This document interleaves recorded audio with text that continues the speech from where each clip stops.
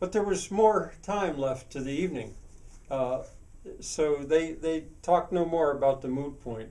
But it, I don't know who it was. It was probably Elaine that said, "Do you want to watch another Shakespearean film as a movie, or Shakespearean play as a movie? We've done it 2 or 3 nights in a row, and I've liked them all. What's the is there one tonight?" And Violet had thought along the same lines, and she already knew. She said, "Yeah, tonight it's a Midsummer Night's Dream. Did you ever hear that?" And they'd heard of it. They didn't really know it, but she said, "Why don't we give it a chance?" The one that they're showing is the one that has Kevin Kline in it. That was made 20 years ago, I think. But I like Kevin Kline's work. This is now Violet talking, and so let's give it a shot. And so they did. They got some ale to drink, and pretty much, Elaine got her mind off that phone call, and they were absorbed in that world, that fantasy world of A Midsummer Night's Dream. They got to the end of it, and as they went through it, now it was being taped, of course, and as I said before, and Elaine just had this ability to understand that language, and she loved that language.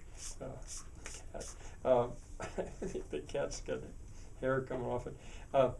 She loved that language, but they'd stop it now and then, and Elaine would explain to them what was going on, because it was very confusing. All that business with the love potion, and the lovers getting confused and falling in love with the wrong people, and it getting all twisted around, and then finally there being a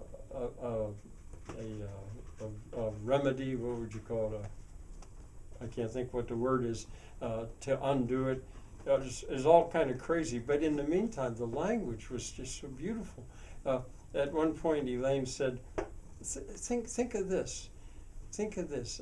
One of those women said, "In sleep that sometimes shuts up sorrow's eye, steal me a while from mine own company." Isn't that something? Well, Lance, he didn't. He said, "You'll have to explain what the heck that means." And Violet thought she knew. Haven't you ever, at night, been sad about something, and you just couldn't get to sleep? You lay there awake all night, and what she's asking is that sleep would come and steal her away from her own company, because she's only got her. It spoils it when you explain it, Elaine was saying, but if you really listen, no one could say it more beautifully than Shakespeare has his characters say it. She would have made a good English teacher, well, a special English teacher anyway. And she said, and how about those dummies, that bunch of guys, Bottom and his buddies, that so stupid, putting on that stupid play. Wasn't that great at the end? And she said, "Does he remind you of anybody?" And I said, "Yeah." And they kind of pointed in the direction of the neighboring house. Yeah, he really thought he was God's gift, Bottom, that is. And he had these buddies that they thought the same thing, because they were all just that stupid. But the thing is, you kind of like Bottom, in spite of it all.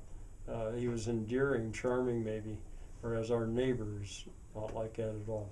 Well, anyway, it had been quite a day and quite a night, and they went to bed now. And Lance, the last thing that Lance heard that night, before he went to sleep once again, was that gorgeous alto voice, deep alto voice of Elaine's.